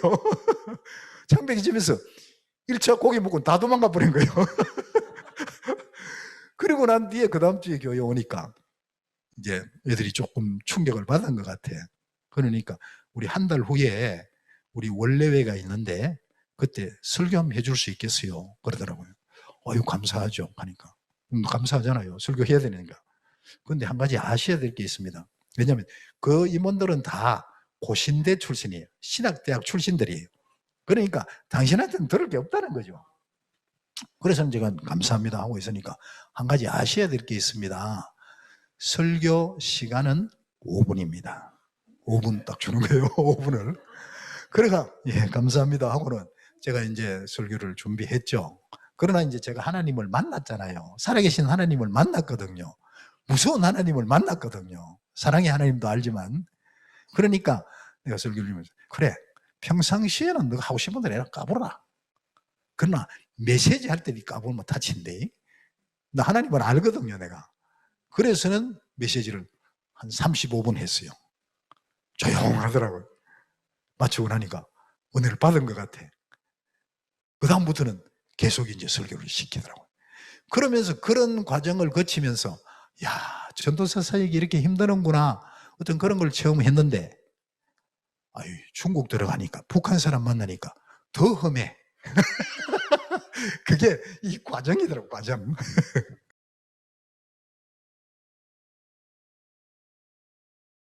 2001년 6월 1일 오후 6시 30분에 제가 체포됐어요. 체포되고 일주일 동안에 이제 그 조사를 받고 또 거기서는 고문을 하더라고요. 고문이 뭐 다른 고문이 아니고 이제 우리 북한 형제들 같은 경우에는 심각한 고문들을 받은 간정들을 아마 그 내래 TV에 보면 앞으로 할 거예요. 그럼 제 같은 경우에는 고문이 잠 안 재우는 고문을 하더라고요. 중국 공안에서. 제가 이제 체포되면서 바로 하나님 앞에 고백했는 게 뭐냐 하면은 하나님 40일은 제가 금식하겠습니다. 감옥에서. 그럼 그 이후에는 모르겠습니다. 그렇게 고백을 하면서 저는 이제 하나님을 만나고 나니까 사실은 천국을 굉장히 사모했거든요. 지금도 마찬가지지만은. 그러다 보니까 제가 이제 40일 금식하겠다는 고백을 하면서 하나님 앞에 어떻게 했느냐면 하나님 내가 예수 이름 전하다가 예수 생명 전하다가 언제 또 내가 감옥 들어오겠습니까? 그러니까 이번에 들어왔을 때에 가능하면 좀 오래 살게 해주세요. 첫째는 그런 기도를 했고요. 두 번째는 뭐냐면은 사도 바울도 보면 수많은 매를 맞았는데 나도 예수 전하다가 가능하면 매를 좀 많이 맞게 해주세요. 이렇게 기도를 했어요. 이제 그렇게 기도를 하고 들어갔는데 그 오래 살지는 않고 왜냐하면은 저희들을 체포하러 내려온 팀들이 영길 공항국 팀하고 영길 군인들 120명 이렇게 내려왔고 그 다음에 서안에서 체포됐는데 서안 공항국과 서안 군부대 이 4개 팀 합동작전에 체포가 됐거든요. 그러다 보니까 영길 공항국에서는 북한 사람들은 물론이거니와 저를 영길로 이송시켜라. 그래야만이 제대로 조사가 되겠다. 근데 서안공항국에서 봤을 때 저는 외국인이기 때문에 제가 올라가서 고문이나 받다가 죽어버리면은 여기 외삭과 직원들이 문책을 받는단 말이에요. 그러니까 못 보내겠다. 보내라. 이러면서 공항국끼리 싸움이 붙었어요. 그런 속에서 저는 이제 감옥에서 한 7일 정도 있었는데 7일 정도를 잠을 안 재우더라고요. 잠을 안 재우면서 자기들끼리 계속 싸우고.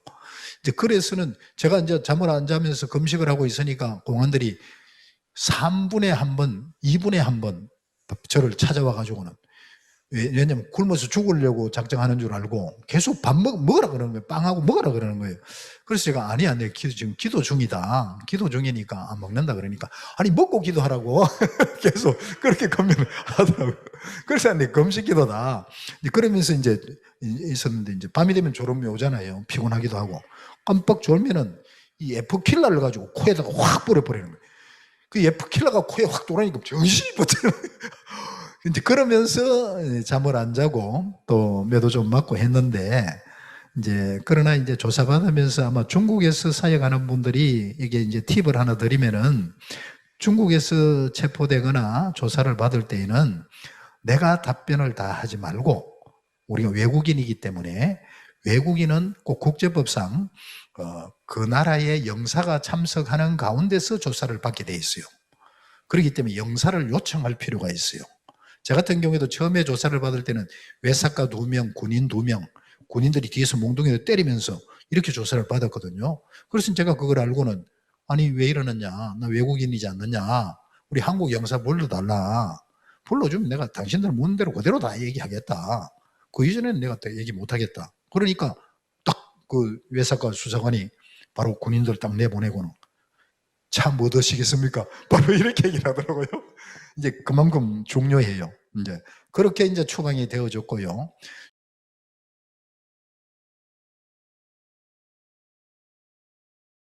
추방이 되고 나니까 제가 이제 두고 온 그 잡혀가는 그런 우리 북한 형제들, 그리고 두고 온 형제들, 자매들 너무너무 정말 미안하고, 그래서는 제가 누워서 잠을 못 자겠더라고요. 너무너무 고통스럽고 괴로웠어. 그래서 계속 기도하면서 남아있는 모든 선교비를 다 이제 그때 그 팀장으로 내려왔던 공항국 그 직원한테, 제가 직원이 나한테 이제 명함을 주면서 나중에 무슨 일이 있으면 이렇게 연락하라 그러더라고요. 그래서는 이제 그 명함을 받아가지고 거기에다가 그 돈을 다 보냈어요. 그리고 몇 명 좀 빼내달라고, 우리 팀장들은 좀 빼내달라고, 넘어가면 죽으니까. 그래서 몇 명은 빠져나왔어요. 빠져나오고. 그러면서 이제 제가 한국에서 생활을 하는데, 다시 들어가고 싶어서 견디지는 못하겠는 거예요. 그런데 저 가족들로부터 저를 아는 모든 사람들은, 아니 그 위험한 곳에 스스로 나온 것도 아니고 하나님이 묶어가지고 체포되게 해서 내보냈는데 거기를 왜 또 들어가려고 하느냐, 다 하나같이 다 말리더라고요. 그런데 저는 참 부족하지만 하나님의 은혜로 이제 사도 바울이 루스드랍니까?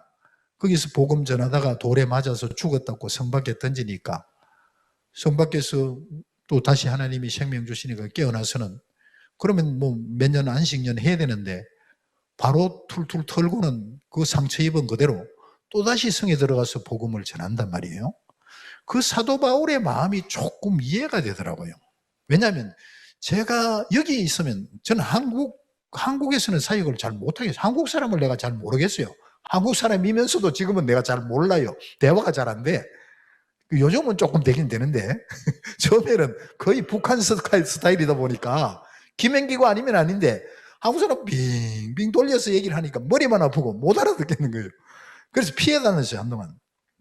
그런데 그러다 보니까 한국에서는 이 생명 살아나는 걸 보는 게 너무 어렵더라고요. 그런데 중국에서는 1년만 같이 살면 우리 북한 형제들이 아무것도 모르는, 예수도 모르는 그런 여러 명이 하나님 믿고 살아난단 말이에요.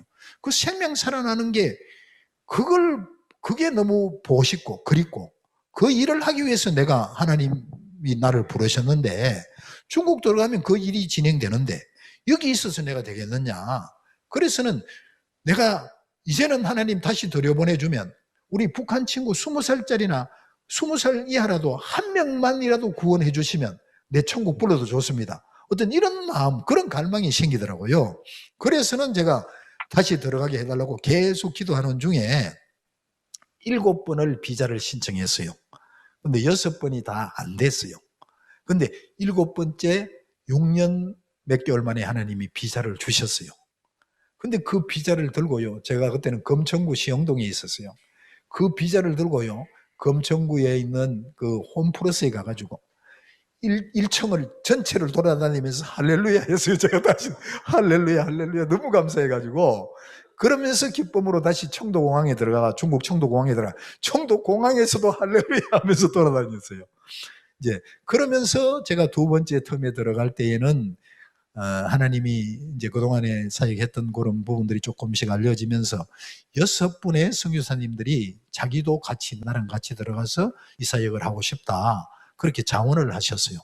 근데 그 6분을 데리고 제가 이제 2008년도 이제 8월 8일 날 이제 중국이 북경 올림픽을 했어요. 그러다 보니까 2008년도 초부터 중국 전역에 검문검색이 얼마나 치열한지 정말 물 쉴 틈이 없이 그렇게 검문검색을 하는데 그 상황 속에서 제가 6명의 선교사님들을 모시고 산동성 청도로 들어갔어요. 청도로 들어가서는 일단 거기에서 이제 베이스 캠프를 치고 집을 얻어서 이제 선교사님들을 통독하게 하고 저는 이제 국경으로 올라가가지고 뭐 하얼빈부터 해가지고 뭐 연영성 뭐 길림성 다 다니면서 학생을 모집하는데 한 달을 돌아다녀도 검문검색이 워낙 심하니까 추천을 받기는 저 사람이 분명히 북한에서 건너왔는 사람이다 하고 제가 찾아가서 물으면 자기가 북한에서 안 왔대. 딱 잡아대니까 한 달을 돌아다니도 한 명을 못 만난 거예요. 그리고는 한 달 또 너무 피곤하니까 또 다시 내려왔죠. 돌아다니면서 피곤한 거에 10배로 더 한국 선교사님들을 만나니까 더 피곤한 거예요. 말하자면 이제 신학 다니다가 휴학하고 들어왔죠. 직장 다니다가 그만두고 이제 선교하러 들어왔는데 그러다 보니까 제가 느끼기는 어떠냐면 꼭 제비 새끼들이 짹짹짹짹 하면서 어미가 먹이 물고 오면 그거 받아 먹으려고 짹짹짹 하듯이 돌아오면 전부 북한 사람 몇 사람 데려왔나 이거 눈이 반들반들 해가지고 살피니까 아무도 못 데려오니까 이게 너무 힘드는 거예요. 한국 사람 만나는 게. 그걸 6개월째 그렇게 했어요. 한 명도 못 만났어요. 그러니까 3개월 되는 때에 3명이 한국으로 돌아 나갔어요. 아마 뭐 직접 물어보진 않았는데 나가면서 욕을 많이 했을 것 같아요. 저 선교사 저거 좀 뭐 북한 선교 하는 줄 알았더니만은 와보니까 거의 사기꾼 비슷하네. 북한 사람 한 사람도 3개월 동안 안 데려오는 저 사람이 무슨 북한 선교냐. 아마 이렇게 생각을 했을 것 같아요. 그러니 그 과정 속에서 6개월을 하고 이제는 한 사람도 내가 못 만나니까 내려오면서 제가 하나님 앞에 그렇게 이제 기도를 했어요. 하나님, 나 이제 북한 선교 안 하겠습니다. 북한 선교를 내가 안 하겠다는 게 아니고 하려고 그러는데 영혼을 붙여줘야 북한 선교를 하지요. 나 안 하겠습니다. 안 붙여주니까. 이제는 내가 동남아나 아프리카로 가겠습니다. 그러면서 이제 계속 기도하는데 얼마나 눈물이 나는지 계속 울었어요. 기도 시간마다. 다 내려놓고 포기하고. 아니 그렇게 한 며칠을 우는데 그동안에 찾아다녔던 그 전사님들 그 교회에서 연락이 오는 거예요. 그 홍룡강성에 있는 목단강 그다음에 감옥사 그쪽에 있는 그 전도사님이 전화가 와가 지금 여기에 3명이 있는데 좀 데려가라는 거예요.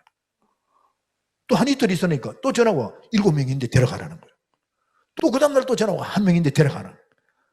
아니 며칠 만에 한 일주일 만에 한 30명이 모이는 거예요. 그래서는 다시 올라가서 하얼빈으로 가서 그 사역을 시작하면서 두 번째 텀 우리 북한 자매 사역을 만 3년 하게 되어졌습니다.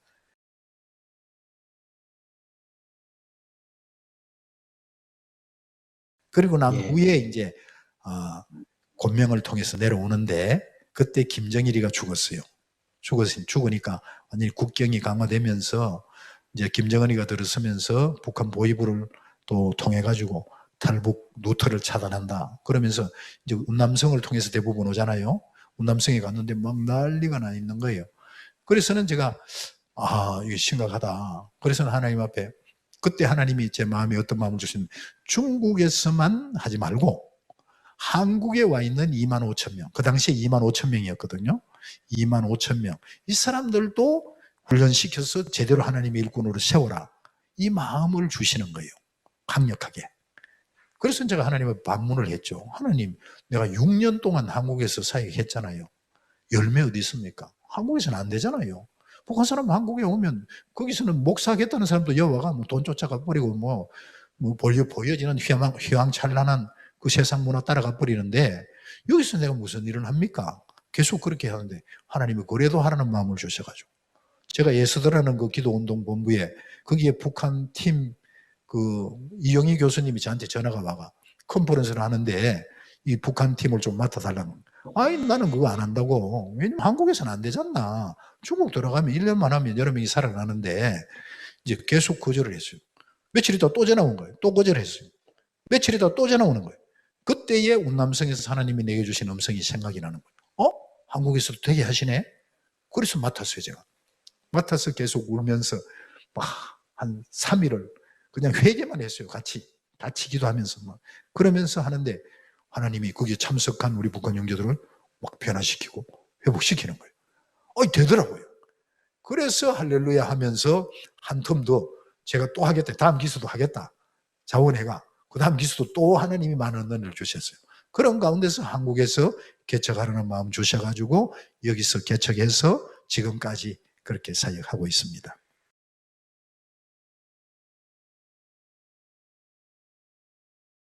제가 체포될 때 70년생이 체포됐고 59명이 북송됐거든요. 그들 중에서 17명이 순교를 했어요. 그러니까 그 한 사람 한 사람 생각하면 제가 정말 죄를 지은 것 같고 죄인 것 같고 참 부끄럽고 그래요. 이제 그런데 이제 그 순교자들이 이제 그렇게 생겼는데 체포돼서 순교되기 이전에 순교한 그 칼빈 요한이라는 형제가 있어요. 일기생들인데 이 형제 둘이서 연길에서 이제 학생들을 모집하는 중에 보이브 스파이에 의해서 납치돼서 북송이 돼 버렸어요. 그때에 제가 얼마나 힘이 드는지 뼈가 쓰라리고 근육이 쓰라리고 피부가 쓰라리고 앉아 있을 수도 없고 누워 있을 수도 없고 걸을 수도 없고 차를 타도 안 되고 이 지구상에 발을 못 디디겠더라고. 그만큼 고통스럽더라고. 그런 중에 또 갈빈 형제의 그 형이 김정일이 직속 그 마약 밀매단에 그 있다가 연길에서 호박파 그 조폭의 생활을 했었어요. 그러니까 무시무시한 사람이죠. 그래서는 자기 동생이 납치됐으니까 나를 보자 그러더라고요. 그 소식은 이제 그 형의 그 출신 성분이나 이런 활동하는 건 내가 알고 있었기 때문에 그 얘기를 듣자마자 제가 초긴장이 되더라고요. 순교하겠다 고백했는데 오늘이 바로 그날이군요. 이제 그러면서 이제 그때 연길 그 북대시장 뒤쪽에 가면은 그, 그 대우 호텔이 있어요. 대우 호텔. 지금은 없어졌는지 모르겠는데 그 대우 호텔 커피숍에서 보자 그러는 거예요. 그래서 제가 아침 10시에 갔어요. 갔는데 그 형이 이제 그 옆에 덩치가 이런 친구를 같이 데려왔어요. 근데 딱 앉자마자 나는 이제 초긴장해가 이제 순교하려고 갔는데 그 갈빈 형이 뭐라 그러냐면 선생님 고맙습니다 그러더라고요. 그럼 뭐가 가면 띵 해가지고 가만 보니까 내 동생이 거기 들어가기 전까지 폐가 3분의 2가 없었고 이제 좀 살아남기 어려운 그런 상황이었는데 가서 1년 공부하면서 잘 먹고 이렇게 하면서 약 먹고 하면서 폐병이 치료되고 몸무게가 25kg가 불어난 거예요. 그러면서 말도 바뀌어지고 또 성경을 가르치는데 자기가 너무 은혜를 받고 너무 좋았다는 거예요. 그러면서 내 동생을 좀 찾아달라. 찾아주면 자기가 동생하고 같이 성경 공부하러 갈 것이고 만약에 동생을 못 찾는다 해도 자기는 동생의 대를 이어서 자기가 공부하러 가겠다. 그러면서 좀 찾아달라 그러더라고. 근데 그 옆에 있던 친구가 뭐라 그러냐면 북한 보이브 우습게 보지 마세요. 선생 북한 보이브 우습게 보지 마세요. 그러더라고. 이게 소름이 쫙 끼치는 거예요. 그러면서 자기가 북한에 있을 때에 남조선에 7번 갔다 왔다는 거예요. 그러니까 이렇게 난파 간첩으로 이게 반탐으로 7번 이제 왔다 갔다 하는 거예요. 그럴 때 이제 소름이 쫙 끼치더라고요. 그러면서 이제 그럼 내가 그랬죠. 만약에 어디 있는지만 알려달라. 지금 중국 감옥에 있다면은 어느 감옥에 있는지만 알려달라. 그러면 내가 최선을 다하겠다. 내 이 사역을 더 이상 스탑해도 모든 걸 투입해서 내가 빼내도록 해보겠다. 근데 아무리 찾아봐도 없어. 중국에는 없어. 그 회룡 보유로 넘어간 거예요. 그러다 보니까 그 형도 동생을 구출하기 위해서 이제 김정일하고 문제가 생겨서 탈북을 했다가 다시 들어가서 지금 갈비는 순교했는 게 확인이 되고 형은 아직까지 행방불명이에요. 근데 그 칼빈이 아주 귀하고 아주 똑똑했고 이제 성경을 통독을 한 72독 정도 했을 때에 칼빈이 오전 성경 통독을 하고는 막 펄쩍펄쩍 뛰는 거예요. 너무 감사해서. 그러면서 하는 얘기가 뭐냐면 쌤 오전에 내가 4시간 성경 통독하면서 이 하나님의 말씀을 통해서 내 심령이 변화되고 내가 변화되는 내 모습을 보고 내가 놀라게 했다는 거예요. 그러면서 나중에 이제 같이 시장을 보러 가면서 하는 얘기가 선생님 난 500독을 하겠다. 500독 하면은 한국이나 미국으로 좀 데려달라. 거기서 신학하고 앞으로 하나님의 일을 하겠다. 그런 귀한 친구였고요. 그 다음에 우리 통독학교 내에서도 공부하면서도 권능 목사님도 이제 그 쉬는 시간에 불러다가 또 이 성경 가르쳐주고 또 이제 성경을 배웠어요. 그 학생들한테 다 가르쳐줄 정도로 그런 귀한 친구였는데 순교했어요. 그러고 나니까 참 그런 친구들이 많죠. 너무 참 그때는 제가 하나님 앞에 그렇게 기도했죠. 하나님 진짜 왜 이러십니까? 북한 선교 안 되는 거 하나님이 더 잘 알잖아요. 그런데 이렇게 어렵게 세워놓고 이들 선교 제물로 받아치고 불러가 버리면 누가 북한 선교하라고 이럽니까? 막 이렇게 기도를 했어요, 처음에는. 근데 이제 지금 캐나다가 있는 기풍 스승이 이제 그렇게 체포되고 난 후에 내려와가 팀장들 같이 모여서 기도회를 가졌어요. 그때는 내가 너무 두려웠어요. 왜냐하면 전부 고향 친구고 선후배고 형들이고 이러니까 나한테 나는 남조선 괴뢰도당은 나 혼자뿐이니까 당신 내 친구 내놔라 이러면 이건 내가 어떻게 할 것이냐. 아니 너무 무섭고 두렵고 이게 막 떨리는 그런 상황인데 기도를 한번 시키니까 기도하면서 뭐라 그러냐면 하나님 칼빈 요한 감옥에 있든지 아니면 순교의 현장에 선다 할지라도 믿음 흔들리지 않게 해주세요. 하나님 영광 드러내게 해주세요.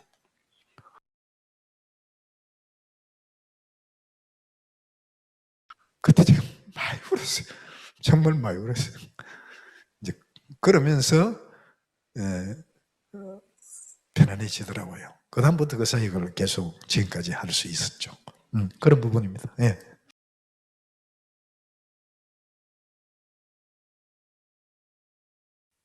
힘들었던 일들은 네네. 상당히 많았고요. 뭐 매일 여러 번 있었고요. 그 다음에 이제 지금은 제가 성품이 많이 부드러워졌는데 그때는 좀 강했어요. 강했고 이제 하나님이 거기에 그 시기와 때와 장소가 있더라고요. 이제 처음에 들어가면서는 만약에 이렇게 부드럽게만 하면은 보관 사람들이 또 이렇게 너무 우습게 보고 그렇게 할 수도 있는데 저 같은 경우에는 또 구름남의 은혜 가운데서 정말 하나님 앞에 계속 울고 제가 많이 울었어요. 아무튼 기도 시간마다 우리 북한 사람들하고 같이 앉아가지고 기도하면서 제가 엉엉 울고 땅을 치고 울고 막 우니까 나는 힘들어서 울고 또 하나님 왜 이러십니까? 왜 납니까? 이러면서 우는데 내가 우는데 은혜 받더라고요. 같이 앉아있는 사람은. 그러니까 사역자들에게는 눈물이 있어야 될 것 같아요. 사역자가 울면요. 그 성도들 은혜 받습니다. 그 가짜로 울면 안 되겠지만은 하나님의 은혜 때문에 울고 또 때로는 힘들어서 울고 울면 성도들이 은혜 받는 것 같아요. 이제 그러면서 이제 힘들었던 부분들은 이제 뭐 너무 속색이고 이렇게 하니까 힘이 들어도 지금까지 제가 한 번도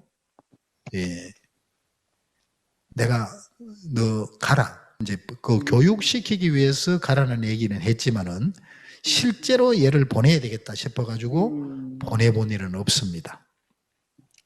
말은 너 이렇게 하려면, 너 담배 피우려면 가라. 술 마시려면 가라. 그 진짜로 가라 그런 게 아니거든요. 너 암송 똑바로 해라. 그건데. 그러니까 실제로 보내본 사람은 없고, 그러나 이제 가라는 그런 얘기는 교육 차원에서 한 일이 있고요. 그 다음에 제가 힘들어서 내가 도망치고 싶은 생각은 여러 번 있었어요. 때로는 너무 속색이니까 힘이 들어가지고 제가 하나님 앞에 그렇게 얘기했어요. 하나님, 저 이제 그만하겠습니다. 한국 가겠습니다.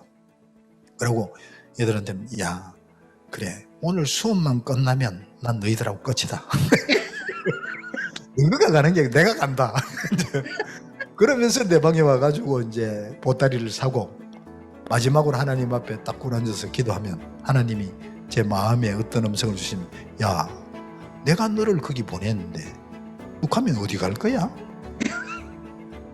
그러니까요, 갈 데가 없더라고요. 하나님이 나를 거기에 세우니까요, 내가 뒷걸음치려고 해도 다른 길을 찾으려고, 다른 길이 없어요. 그러니까 하나님 앞에, 알겠습니다 하나님, 다시 짐 풀고 또 머무는 거죠. 이제 그런 과정들은 많이 있었어요. 뭐 사역자 치고 뭐 그런 과정이 없는 사람이 있겠습니까? 그건 다 감사해야 될 조건들이죠. 마무리하겠습니다. 아무튼 여러분들 각자 하나님께서 맡겨주신 귀한 사역들 아무튼 믿음으로 잘 감당하셔서 많은 열매 맺으시고 또 하나님께 영광 돌리며 또 하나님의 나라를 힘있게 확장하시기를 바랍니다. 그리고 또 기도하실 때마다 참 이 통독 사역을 해보면 뭐 어려움이 많습니다. 한마디로 말해서 힘든 과정이 많은데 기도 없이는, 기도 후원 없이는 할 수 없는 일이 이 사역이거든요. 그러니까 여러분 꼭 부탁드리는데 기도, 제 기도도 우리 또 통독을 통해서 하나님의 용사들, 북한 출신 하나님의 용사들을 세우는 일을 위해서 좀 많이 기도해 주시기를 부탁드립니다.